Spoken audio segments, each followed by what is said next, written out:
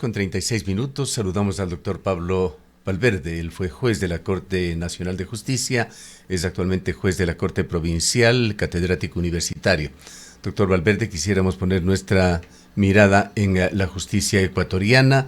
Los ecuatorianos nos distraemos mucho por temas como el paro nacional, con los fuertes efectos de carácter económico que se producen, ese protagonismo que día a día tiene el presidente de la República en uno y otro lugar del país, en circunstancias que generan bastante polémica, debate y discusión, pero mientras tanto las cosas siguen. La justicia continúa desarrollándose en Ecuador con nuevos actores, nuevos mecanismos, y vale la pena conocer desde su punto de vista cómo se encuentra la situación con esos cambios fundamentales que se han dado en la Fiscalía General del Estado y en el Consejo de la Judicatura. Muy buenos días, Gustavo. Buenos días, Rosana. Muchas gracias por la invitación. Como siempre, un gusto poder compartir nuestras opiniones con la ciudadanía. Efectivamente, a partir de la posesión de los nuevos miembros del Consejo de la Judicatura, es una aspiración, yo no creo solo de los que trabajamos en la administración de justicia, sino de toda la ciudadanía de este país. La situación que tiene que ver con el talento humano, la situación económica, la situación de los recursos, pueda cambiar en la administración de justicia, se puedan canalizar los recursos suficientes a efectos de posibilitar tener los recursos materiales que nos permita una mejor prestación del servicio público. Esperamos también que las vacantes se llenen. Hay un gran número de vacantes en el país, de tal manera que la ciudadanía reciba una atención pronta y oportuna en las reclamaciones que hace ante la administración de justicia. Y también que se desarrolle todas las actividades en el sentido de la normalidad y de alguna forma recibamos el apoyo por parte del Consejo de la Judicatura de todo lo que requerimos quienes al interior prestamos los servicios en la Administración de Justicia. Usted también ha hecho referencia a la designación de un fiscal general subrogante, que efectivamente es necesario para efectos de que le reemplace al fiscal general ante la ausencia temporal o definitiva del fiscal general. Pero de ahí lo que debería direccionar la institucionalidad de este país es alcanzar la designación ya del fiscal general o de la persona que va a ocupar ese cargo y a titularizar en el menor tiempo posible. Como usted ha hecho referencia, es un proceso que de alguna forma ya tiene su tiempo. La ciudadanía tiene la expectativa de poder contar con un fiscal ya titular, porque eso da permanencia y permite saber cuáles son las políticas que va a direccionar la persona que está titular en el cargo, y obviamente de eso dependerá también el seguimiento de los grandes casos que sigue la Fiscalía General del Estado, la política a nivel de las provincias, la provisión de recursos económicos y de fiscales, que también hay un gran número de vacantes, y mucho más en una situación en la que enfrentamos grandes problemas en la criminalidad en nuestro país, y que se requiere una atención y una investigación pronta por parte de la Fiscalía, porque eso efectivamente garantiza la tutela de los derechos y que los derechos de las víctimas no queden en la impunidad. ¿Tienen los actores de la justicia como usted, doctor Valverde, claridad en qué es lo que sucedió allí en la Fiscalía General del Estado? Sabemos ya el tema de Diana Salazar, el tema también de la postergación de la elección, que seguramente irá hasta el próximo año, pero ¿qué pasó con Wilson Toainga? No hubo versiones claras, se dijo que pedía una licencia temporal y averiguaba ante la Procuraduría en qué situación se quedaría antes de ir a Brasil, pero también hubo otras versiones que salieron desde el gobierno en el sentido de que Toainga prácticamente se estaba retirando, y no solamente él, sino un equipo que le acompañaba en la fiscalía. Por otra parte, se dio un paso definitivo y el actor principal fue Mario Godoy, quien propuso al nuevo fiscal como única opción para asumir el cargo, tanto en ausencia temporal como definitiva, posesionándose entonces Carlos Leonardo Alarcón Argudo de una manera, por decirlo menos, inquietante y sin conocimiento cabal del público de qué es lo que está sucediendo en esta importantísima función del Estado? Lo que tenemos que poner en primer lugar es que cuando ocupamos un cargo público, nosotros tenemos que ser legalmente reemplazados ante una ausencia. Es decir, no puede haber la falta de una persona que titularice cuando hay una ausencia. Entonces, efectivamente, de lo que yo he escuchado y además a través de los medios de comunicación, lo que se sabe es que el señor fiscal tenía que abandonar el país por un tema de asistir a un evento en Brasil, como usted muy bien ha referido. Eso indudablemente significa que queda vacante el cargo de él y eso lo tiene que asumir un funcionario. Parecería ser que eso no se preocuparon porque no existió la ausencia de él. Entonces, ante esa situación tenía que haber un reemplazo. Yo escuché el momento de la designación, había una serie de evaluación de cuál es la trayectoria del fiscal, que este rato es el fiscal subrogante, por la facilidad que hay en la publicidad de las decisiones por parte de las sesiones del Consejo de la Judicatura. Se leyeron informes de por qué esa era la persona que tenía que ser designada, que cumplía un determinado perfil para asumir para reemplazar temporal o definitivamente, y esa es la información que tenemos la ciudadanía.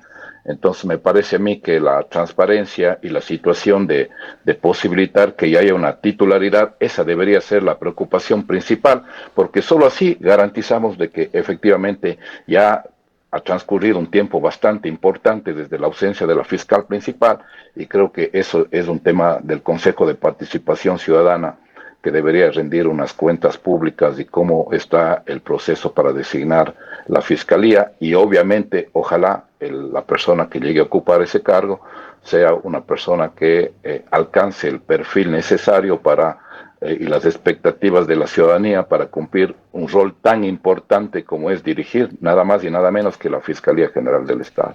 Ahora, doctor Valverde, muy buenos días. Pues esta urgencia de tener un nuevo fiscal o una nueva fiscal se va a ver nuevamente afectado porque vamos ya el 16 de noviembre a una consulta popular y dependiendo de la decisión que tomemos los ecuatorianos, las ecuatorianas en las urnas ese día, podríamos avanzar a una asamblea constituyente que a su vez podría eliminar el Consejo de Participación Ciudadana o en casos más extremos, declararse quizás de plenos poderes y tomar la potestad de elegir como Asamblea Constituyente de plenos poderes un nuevo fiscal. ¿Cómo ve usted la situación respecto de el contar con un fiscal general ya en los tiempos al menos establecidos?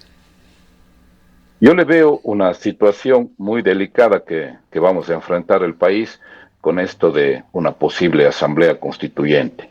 Nosotros lo que deberíamos evaluar es que si nos convocan a una Asamblea Nacional Constituyente, nos deberían en primer lugar proponer qué está mal de la Constitución de la República. Es decir, en el debate público debería estar esa situación de tal forma que las personas que son expertos en materia constitucional puedan dar unas opiniones con buenas razones para que la ciudadanía pueda entender por qué nosotros nos vemos abocados, ¿no?, en un periodo de tiempo de aproximadamente 17 años tener que cambiar la Constitución de la República. Luego de eso, ¿a quiénes vamos a elegir? Nosotros creo que tenemos una muestra de lo que es la Asamblea Nacional este momento y ahí no hay personas expertas en hacer leyes. Hemos visto las llamadas de atención de la Corte Constitucional y una serie de leyes han sido declaradas inconstitucionales por el fondo o por la forma. Entonces, la reflexión ahí, yo creo que la debemos direccionar es a quiénes vamos a elegir en el caso de que nos vayamos a una Asamblea Nacional Constituyente.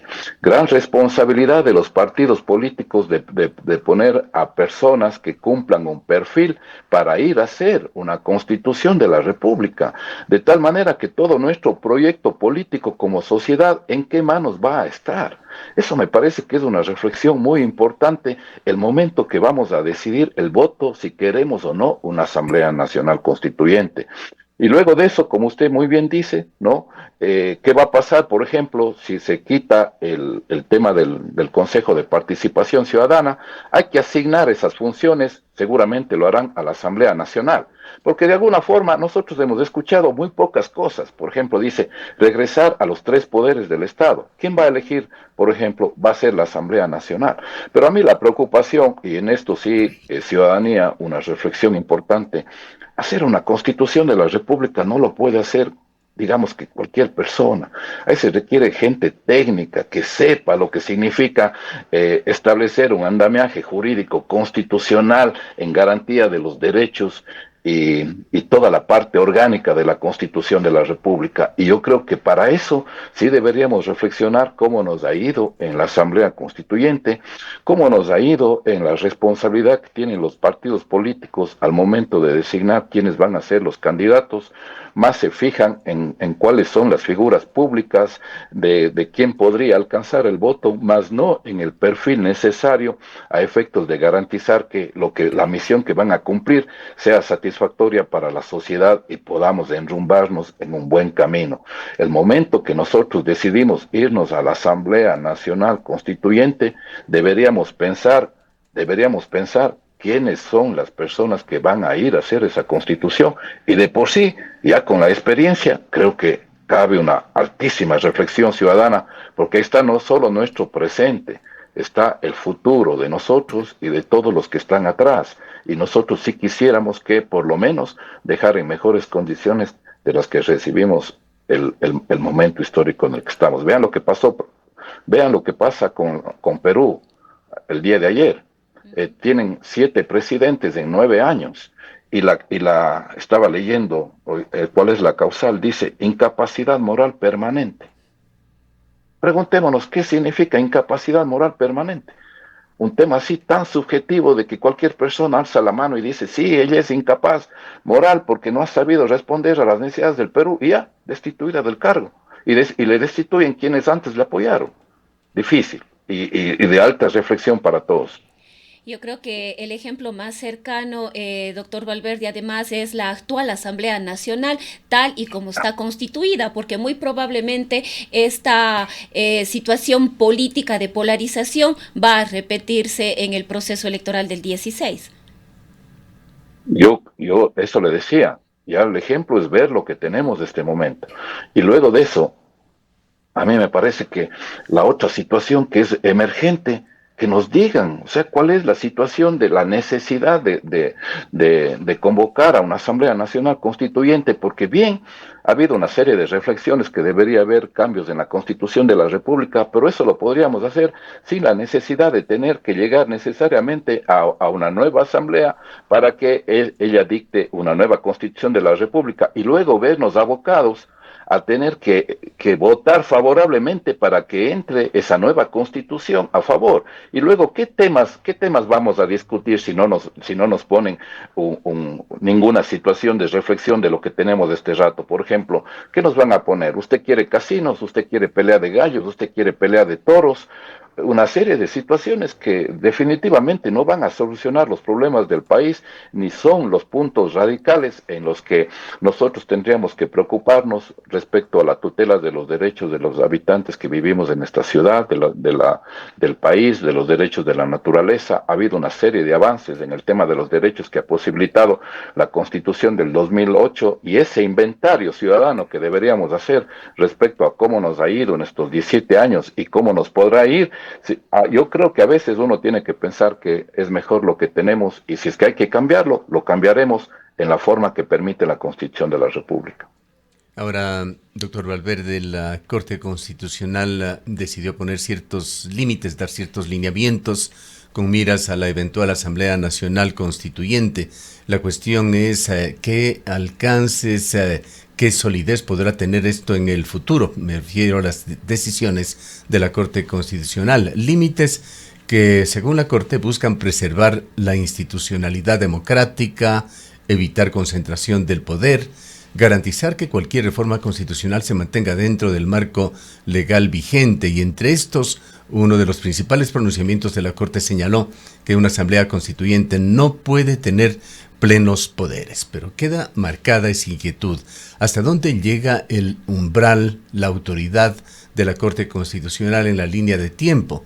¿Podría una eventual aprobación para ir a una asamblea constituyente el próximo 16 de noviembre dejar insuficientes las disposiciones de la Corte? Y allí están los temas que usted ha señalado, fundamentales, importantísimos, derechos de la naturaleza, por ejemplo, que tienen mucho que ver con lo que está pasando aquí en la ciudad de Cuenca, en este debate minería, agua, o también los temas tan delicados en el Ecuador, que han tomado también enorme vigencia en estos días, una posibilidad de regresión de derechos.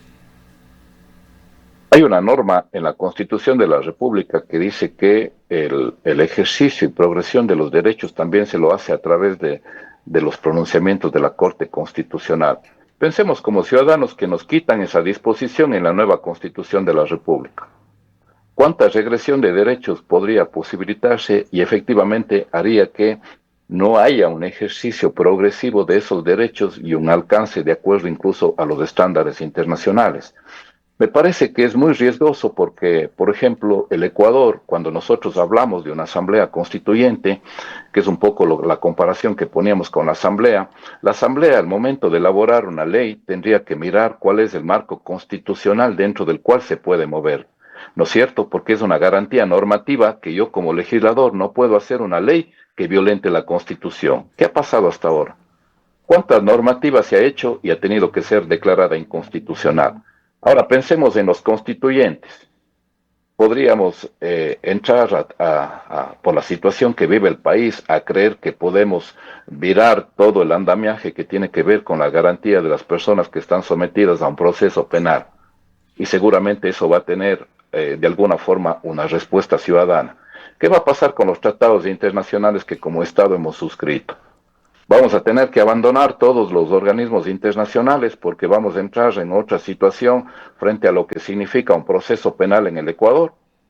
Entonces, a mí me parece que, yo insisto en este tema, ¿quiénes van a ir a la Asamblea Constituyente? Y en eso tenemos que tener una alta reflexión de cómo nos ha ido hasta este momento.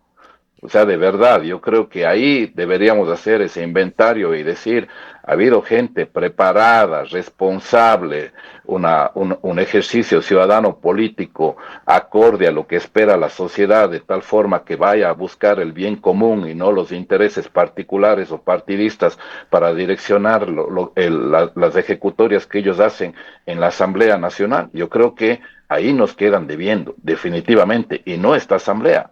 Muchas asambleas que le han precedido a esta. Entonces, ahí creo que, porque nosotros también podríamos aspirar como una serie, los abogados decimos las expectativas no constituyen derechos, de que los partidos políticos de un día al otro cambien y se pongan por el buen andarivel y empiecen a encontrar los mejores perfiles de los juristas que van a poder cumplir un rol protagónico en la Asamblea Constituyente y que no van a querer, por ejemplo, ponerse a dar amnistías, que no van a querer hacer situaciones de pleno poder para yo liberar a esta persona que ha sido afín conmigo y una serie de cosas. Entonces, o sea, ¿qué esperamos? ¿Los partidos políticos van a asumir una posición así? También nos quedan debiendo en cómo han asumido su rol frente a las candidaturas que han tenido que poner frente a un determinado momento histórico. Entonces yo creo que como ciudadanía esas reflexiones deberíamos hacer y exigir también a los que van a ser protagonistas en este proceso que anticipen y empiecen a decir qué es lo que van a proponer frente a esta posibilidad de ir a una Asamblea Nacional Constituyente, destruir el andamiaje jurídico que tenemos hasta ahora, ponernos a discutir desde un inicio si queremos un tema de... Y aquí también me parece que hay que hacer una reflexión. Nosotros, cuando pusimos la Constitución del 2008, por ejemplo, decimos que somos un país que vamos a promover la cultura del paz y del diálogo.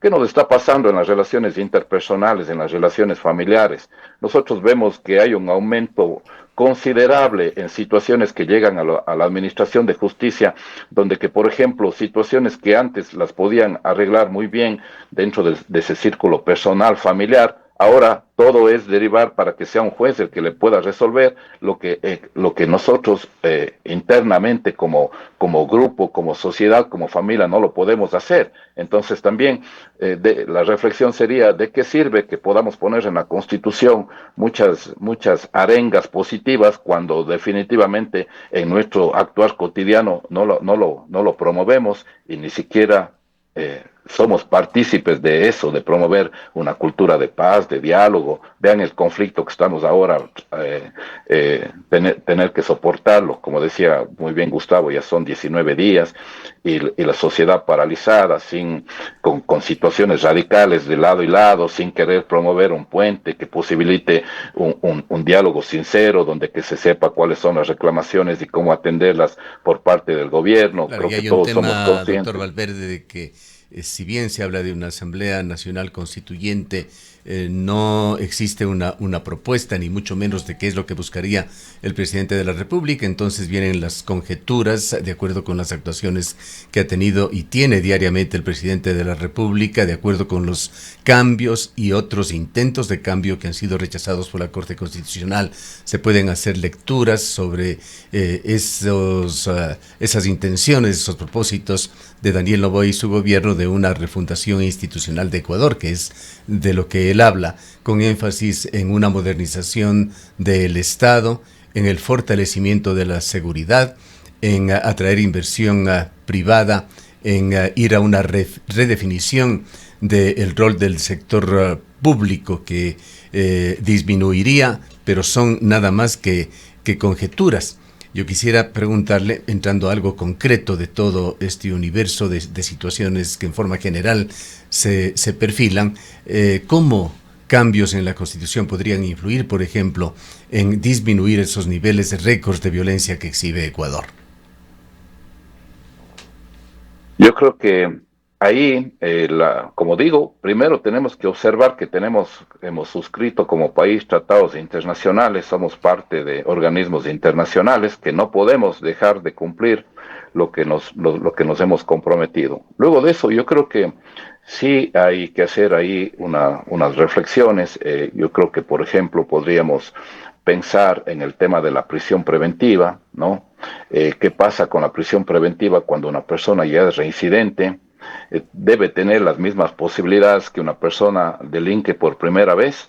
Esa podría, por ejemplo, ser una situación que marcaría una reflexión ahí para de alguna forma mandar algún tipo de mensaje que permita saber que el rato que una persona ingresa a una puerta giratoria y va a estar entrando y saliendo de los procesos penales, eso debería tener algún tipo de situación y respuesta por parte del ordenamiento jurídico primero y luego en la actuación de los jueces en materia penal.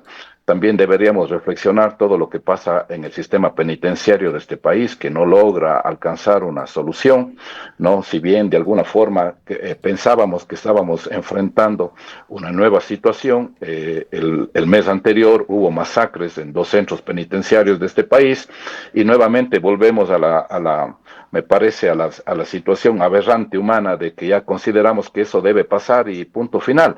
Y perdemos la capacidad de asombro de que vidas humanas se pierden en circunstancias en las que no recibimos una situación pública de parte de los organismos respectivos de dar una explicación de qué ocurrió aquí. Muchas cosas en impunidad y de alguna forma todo el mundo conforme. Eso es una rendición de cuentas y aquí no ha pasado nada con las vidas humanas. Yo de alguna forma he estado también atento porque es una situación que a mí en lo personal me preocupa. Hubiese querido una expresión pública mayor de parte de Cuenca, que ahora dio un ejemplo con el tema del agua.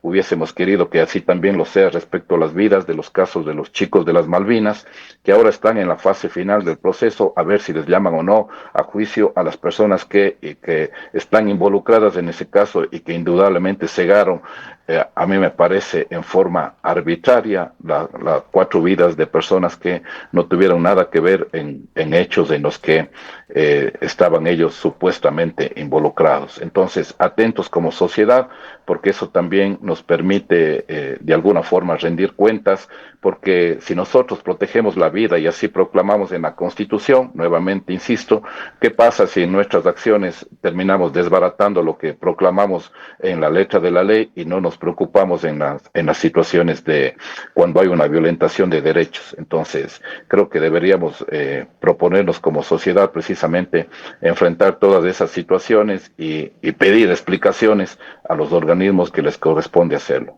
Bien. Queremos agradecerle mucho por su presencia, doctor Valverde. Muchísimas gracias, que tengan un muy buen día. Gracias. Igualmente, declaraciones del doctor Pablo Valverde, ex juez de la Corte Nacional de Justicia, juez de la Corte Provincial en el Azuay. Son las 8:01.